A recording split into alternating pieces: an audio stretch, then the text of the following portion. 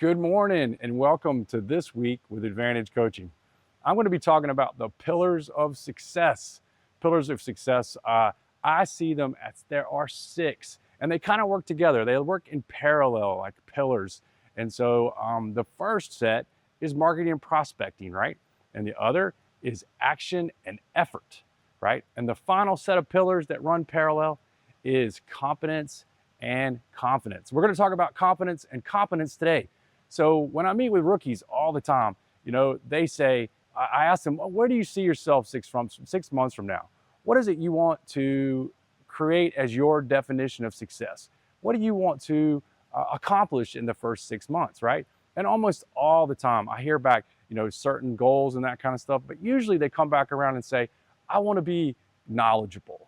I want to know what I'm doing, right? I want to have, what they're saying is, I want to have confidence and I want to have competence, right? So let's talk about those first. What is competence in real estate? There's so many things that we have to know. It's unbelievable, right? Everything everybody had to do to pass the test. Plus, there's repair negotiations, radon, home inspections. There's mortgage, all the different mortgage programs people have to know. There's lead-based paint. There's how to enter listings, how to do my marketing, all this kind of stuff. And it can be really overwhelming. So they get overwhelmed, they get caught up in the whirlwind, right? And they want to figure out, how can I become competent?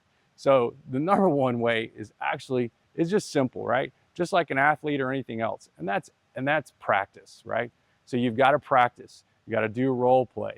You've got to go and meet with other people. You've got to practice what you're going to say. You've got to show up, right? And that's where the effort is that we're going to talk about a little bit later. And then the other part is confidence, right? And there's two types of confidence. There's confidence in yourself, right? And then there's also that you want people to have confidence in you, trust or reliability in you. So how do you build confidence with folks, right? They go hand in hand, and that's why they are pillars of real estate success. Confidence and competence. For an experienced agent, right, is that confidence is almost there most of the time, but what happens with change comes, like all this NAR settlement stuff that we've had recently and everything. When change comes, they become unsure, right? And they're like, oh, that's not the way I've done it. I don't remember how I used to do it, or why this is the way I've always done it, right? And that kind of stuff. So how do they overcome the confidence problem? Easy, right? For them, they just practice, but they practice with actual clients and doing the business, right?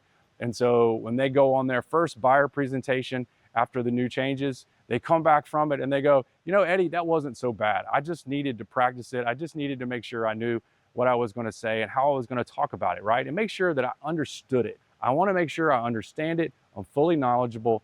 And then when I'm assured that I can talk about it and I feel knowledgeable, then it's real easy to have the confidence to be able to move forward and meet with the client.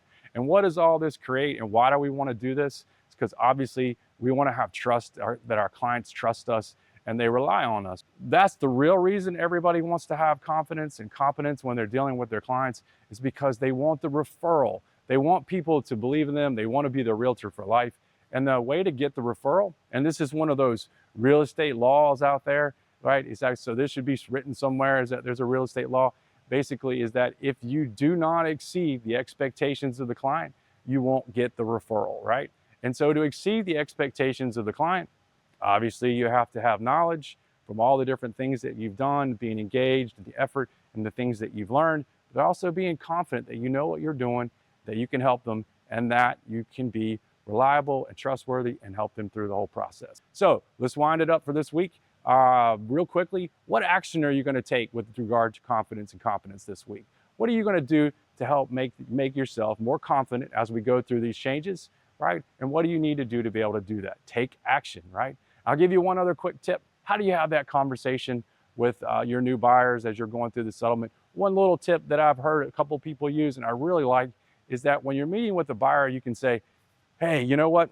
We've always had written agreements with sellers, and we didn't really start working with them until we had a full agreement and we knew what the compensation was. Now we're doing the same thing with the buyer, right? Is that we want to make sure that we have a written agreement, that we fully understand the compensation before we move forward. It's really not that hard. Hope you guys have a great week, and we'll see you next week.